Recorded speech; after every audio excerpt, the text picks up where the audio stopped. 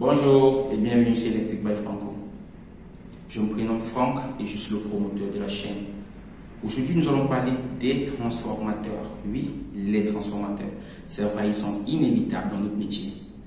Un transformateur est une machine électrique permettant de modifier les valeurs de tension et d'intensité de courant délivrées par une source d'énergie alternative.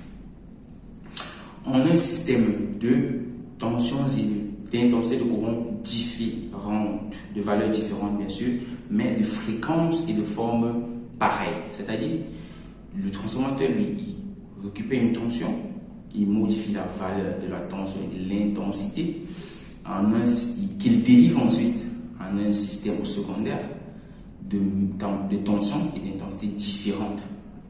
Mais il ne modifie ni la forme ni la fréquence de la tension initiale. Il existe donc plusieurs types de transformateurs, notamment les transformateurs de réglage, qui sont des transformateurs monophasés qui fonctionnent comme des autotransformateurs. On distingue aussi des autotransformateurs. Oui, il existe notamment des transformateurs de séparation. Ceux-ci sont construits avec deux enroulements, 6 monophasés, sinon 6 enroulements pour les transformateurs de séparation triphasés, qui n'ont absolument aucune liaison électrique entre eux. Oui, il faut le noter. Ouais, ce type de transformateur est utilisé pour des raisons de sécurité uniquement. On distingue aussi des transformateurs de courant. Ouais, des transformateurs de courant. Il est principalement utilisé pour alimenter des compteurs d'énergie électrique. Ouais. Notamment des transformateurs de potentiel. Ouais. Les transformateurs de potentiel sont rarement utilisés, oui, car ils servent à diminuer la tension à disposition afin de faire des mesures. C'est pourquoi ils ne sont utilisés que chez les concepteurs de transformateurs. On note aussi les transformateurs triphasés. Ah ouais, les transformateurs triphasés, ce sont des transformateurs tels que électriquement identiques aux transformateurs monophasés. Ça, il faut le noter. Électriquement identiques. Donc, ils ne sont pas complètement identiques. Et nous allons nous hasarder un peu sur ces transformateurs triphasés, car ils feront l'objet de cette vidéo. Si jusque-là vous êtes scotché à la vidéo, c'est que vous êtes intéressé par le contenu. Notez, likez et commentez. Tout juste après le générique, on continue.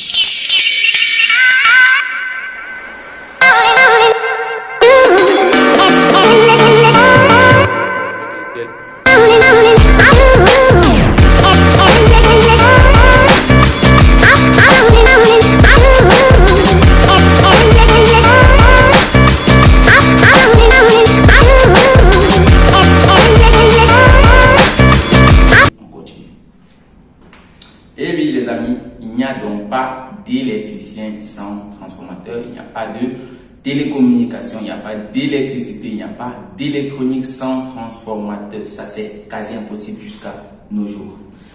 Nous allons tout de suite commencer par étudier le fonctionnement d'un transformateur. Le transformateur fonctionne en charge quand le récepteur est raccordé à sa sortie, c'est-à-dire à son secondaire. Il est donc quasi impossible de considérer un transformateur comme un récepteur. Là, c'est impossible. Le récepteur, c'est la charge qui est connectée au secondaire d'un transformateur. Il faut le noter, les amis. Notez-le. Donc, le courant débité par le champ magnétique au secondaire d'un transformateur crée donc un champ magnétique opposé au champ magnétique produit par le primaire. C'est de là même le principe des transformateurs. Ça, c'est le fonctionnement. Dans le secondaire, lui, le courant débité par le secondaire crée alors un champ magnétique opposé au champ produit par le primaire. Donc, c'est ça. Maintenant, le principe de fonctionnement des transformateurs. Le transformateur est intégré dans un poste électrique et composé d'un noyau de fer et de 2 bobines de cuivre. Ouais, 2 bobines de cuivre. Le courant passe par la bobine primaire, puis dans la bobine du secondaire qui contient moins de spire que la bobine du secondaire, d'où la diminution de la tension d'entrée et vice versa. C'est pourquoi on dit d'un transformateur qu'il est réversible, c'est-à-dire il peut fonctionner en abaisseur ou en élévateur. C'est d'où la fonction de réversibilité. D'accord. Maintenant, nous allons parler de la puissance d'admissibilité d'un transformateur. La puissance d'un transformateur est exprimée en volt-ampère. VA est déterminée par le produit de sa tension nominale et du courant nominal d'un enroulement. Ouais, comme le monde de la formule tout juste à côté. Maintenant, ici, le raccordement est un peu complexe. On peut parler de raccordement d'un transformateur triphasé sans parler de couplage. Dans les transformateurs triphasés, il existe donc plusieurs types de couplage en fonction que ce soit du secondaire ou du primaire d'un transformateur. Au primaire, nous avons deux types de couplage. Le couplage étoile, qui nous donne comme ça une tension plus basse. Et le couplage triangle, qui donne un courant de phase plus basse. Et en fait, au secondaire, nous avons donc trois types de couplage, notamment le couplage étoile, le couplage triangle et le couplage en zigzag. Voilà, c'est super cool les amis. Maintenant, nous allons parler de la sécurité des transformateurs. Oui, nous allons parler de la sécurité du monitoring et des éléments qui entrent dans l'entretien d'un transformateur. Comment ça se gère? Nous avons notamment le système de refroidissement, le système de notification et tout cela entre dans la conception même d'un transformateur. Regardons. Ici, nous avons le boîtier d'interconnexion du système de notification de ce transformateur.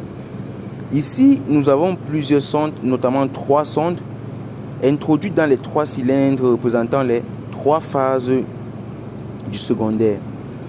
Notez U, V et W. Ces sondes PT100 prélèvent donc la température ambiante dans le cylindre et les renvoient donc à un contrôleur numérique de température qui lui continuellement récupère ces informations-là et les compare à une température seuil. Et puis, lorsque la température seuil est atteinte ou dépassée, celui-ci donc prend donc cette température-là, cette élévation de la température comme un défaut et prend les mesures qui vont avec. Ici, les mesures peuvent être classées d'une manière graduelle, c'est-à-dire du plus petit défaut au plus grand défaut. Les plus petits défauts peuvent, n'est-ce pas, comme ça, simplement enclencher le système de notification sonore à travers des sirènes ou le système de notification visuelle à travers des flashers, ou encore on peut aller jusqu'à couper l'alimentation du secondaire, c'est-à-dire priver les charges du secondaire de tension, tout en attendant l'intervention de l'agent de maintenance. Là, vous pouvez voir le contrôleur numérique de température, là en image. Lui, il est directement connecté à un boîtier, à un chargeur qui reçoit la tension 220 volts qui lui est injectée, convertit cette tension 220 volts en 24 volts, que réclame le contrôleur, puisque lui fonctionne en 24 volts.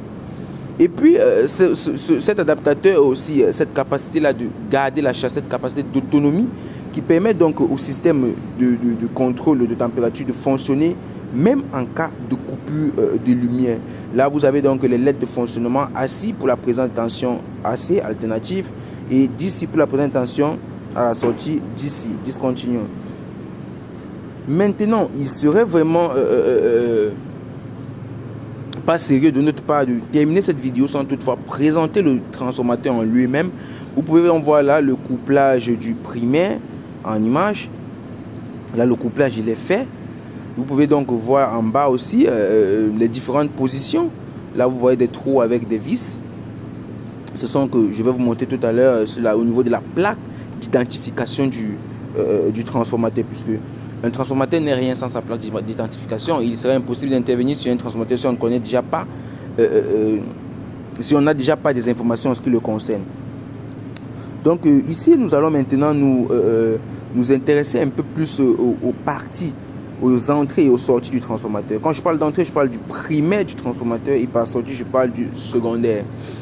Là, nous allons passer au primaire du transformateur, ici, vous pouvez voir les différents cylindres marqués un U, un V et un W, représentant les 3 phases du primaire de ce transformateur. Là, pour ceux qui sont curieux, vous verrez dans la sonde PT100 qui est juste là, introduite dans le cylindre. Vous voyez, chaque cylindre a sa sonde PT100. Vous voyez les amis, c'est super intéressant hein, de faire ce genre de choses, de faire ce genre de découvertes. C'est vraiment intéressant.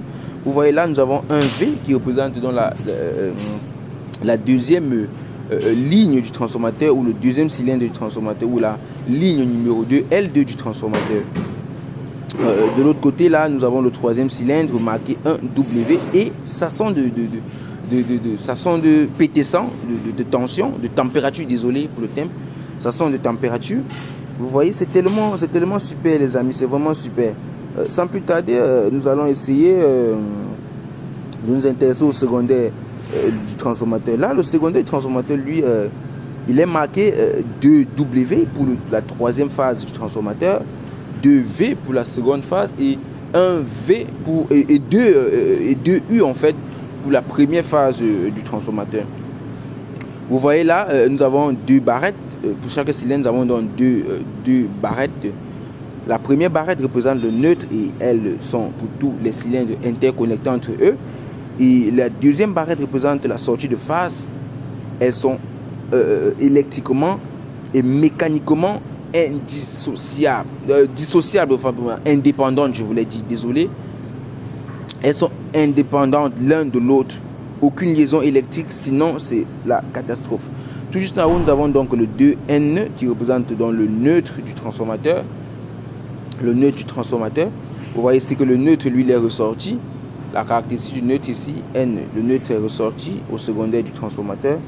Là, nous avons maintenant la plaque du transformateur. Sur cette plaque, nous allons nous intéresser sensiblement au vecteur GR. GR, vecteur gradient. DYN11 représente couplage triangle au primaire, couplage étoile au secondaire. N représente le neutre ressorti, comme je vous l'ai dit tantôt. Et le 11 représente l'indice horaire, c'est-à-dire 11 fois 30 degrés de déphasage entre la phase de tension au primaire et au secondaire. Nous sommes donc arrivés au terme de cette vidéo. Nous espérons, j'espère que vous avez apprécié le contenu. Si vous avez d'amples questions, si vous avez des suggestions, si vous avez vous voulez, n'est-ce pas, que nous fassions des vidéos sur des sujets précis, laissez-nous un mot en commentaire, abonnez-vous, likez et nous évoluerons ensemble. Merci, c'était Electric by Franco, c'était le promoteur de la chaîne, je suis Franc Nana.